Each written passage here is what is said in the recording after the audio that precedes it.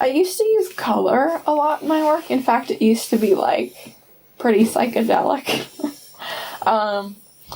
But I don't know exactly when or why it changed, but for me, there's just something about the simplicity of kind of black and white images or grayscale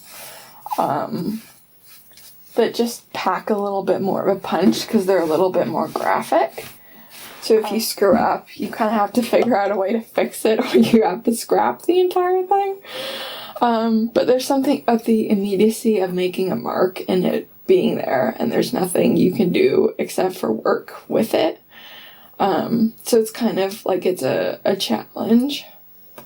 That it's not just like, oh, well, I did this, but it didn't work out, so I can paint over it. It's like with ink, once it's there, it's pretty much there, and there's not a whole lot you can do about it. So I've taken inspiration from a lot of, like, German woodblock prints that were just simple black and white images that don't concern themselves. Plus, color has so many connotations that you have to get, like, the exact right shade for it to say the right thing. And then you have to take into context the different cultures. The colors mean different things. And I think with what my subject matter is, to just kind of eliminate that and just stick with black and white images has been better. Because you're not fighting cultural contexts or anything. It's just very simple imagery. I actually think I have a fairly, for the most part, naive aesthetic, and I kind of like that people can look at it and go, well, I could do that.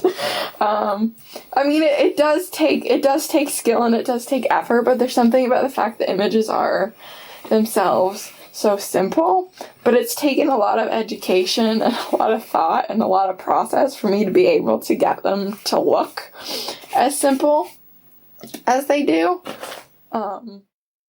So I've suffered a lot with mental health issues over the years, and I've had family members and stuff, so I kind of want to work on destigmatizing and getting people to have a bit of a better understanding on what it's like to actually live with it.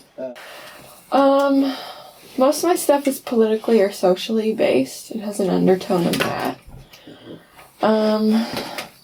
I've done work around religion and technology and history in war and kind of violence and that sort of thing.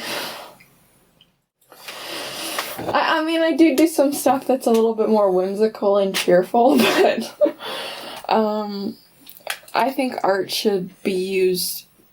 If you have a platform, you should use it.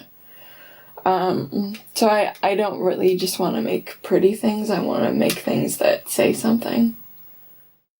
And I've noticed that since I've been back in the country, my landscape drawing has changed, that they're a lot more open as opposed to being fairly closed in and claustrophobic for the most part.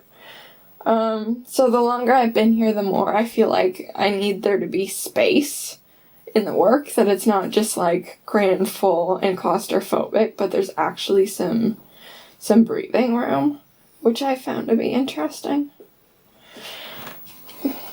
That your location actually does have some effect on what the visuals end up being.